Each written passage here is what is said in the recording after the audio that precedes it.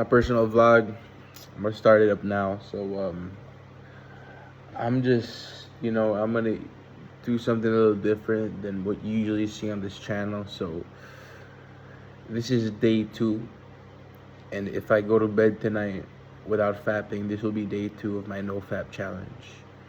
My minimum requirement is 15 days, and I'm trying to, if I can push to the end of July and say that I went through the whole July 2023 without busting a nut on my own hand, then I've done the nofap July 2023 challenge and I've completed it.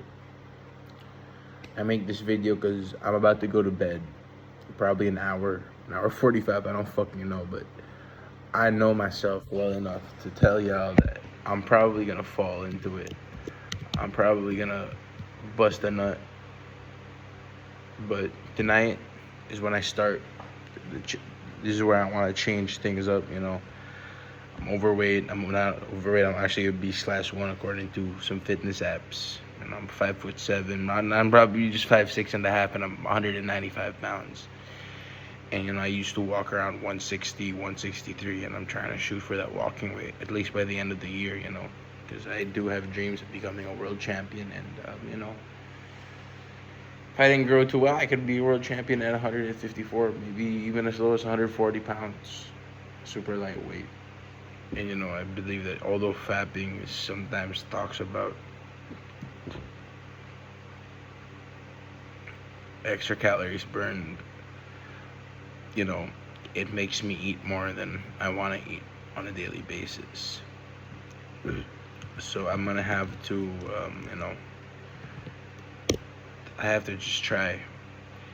And these videos will help me with my accountability not to not fall into the trap. Because I wanna look good again. I wanna feel good again, And I've been doing a lot of mental health recoveries because I am a mental health survivor. I have survived several suicide attempts, and this is something I've been open about a little too much with people. And why it happens is when you don't have time for other people. And I believe that the number one cause of my mental health issues is my bad habit of just giving into instant fucking gratification when I feel like I should.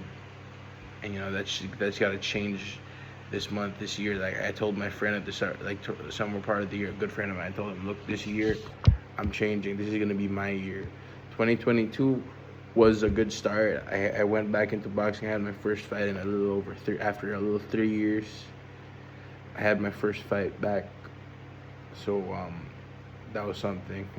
But I didn't really do the nofap challenge too well. The longest I went on a nofap challenge when I was in boot camp for the United States Marine Corps before I got discharged. Yeah, of course you're not gonna fap and get fucking caught, and get you ridiculed and mocked. So yeah, I didn't fap that time. Now I'm in the confines of my own domicile, so it's easy to do it, harder to not do it. So if I get 15 days without fapping, I believe my life will change completely. I feel like my life's already changed in one day. One day of not doing it. One straight day. And I go to sleep tonight 2 straight days of not doing it. So I better get it done, I better fucking, that's my goal. You see on my other channel, I talk about boxing stuff. This is where I'm gonna be open about my life and my, the shit I do. I'm gonna be talking about my shit quite a lot. Hopefully you like it. It's, yeah, that's my thing now. Self-discipline, I did a lot of great things. Last month, even though I didn't really accomplish that much, I'm happy that I learned how to cook. I cooked my first lamb. I cooked my first steak. Not my first scrambled egg, but I started cooking rice. I just gotta practice it, practice the cooking. And eventually I'll be where I need to be, And it's just out there for all of you. And, I don't suggest the nofap challenge to most people. If you're struggling with mental health issues and all of that, the first thing I want to tell you is you gotta seek help. I'm seeking help. I'm undergoing therapy right now. I actually have 2 therapists one actual doctor, one therapist, online BetterHelp, and this is my my go-to. I don't follow her 100% to the bone, but I do follow her on certain aspects. But she's the one that's helped me out the most among all my therapists, because she's not just there sitting there listening. No, she'll interrupt me when I'm talking so she can give me advice and give me exercises to make me feel better. But for me, the best therapy I've had was long walks. Before I went to the U.S. 2 months ago, I walked for about an hour. That was the best. My mind was just clear as hell. And I haven't really had. I've had moments of that. I did walks in nature and felt a little better, but what she suggested was do these 15 minutes walks along with the breathing exercises. And tonight, what I'm doing tonight, if I ever feel like busting a nut or anything, I'm gonna tap my knees about 10 times. Each time, 10 times. That should just make me too tired, or just get something that at least I touch that part of my body, without going the full stupid distance of nofap of busting a nut and screwing up my discipline. Tomorrow, around the same time, I will have another video on whether I went through those 24 hours or less without masturbating,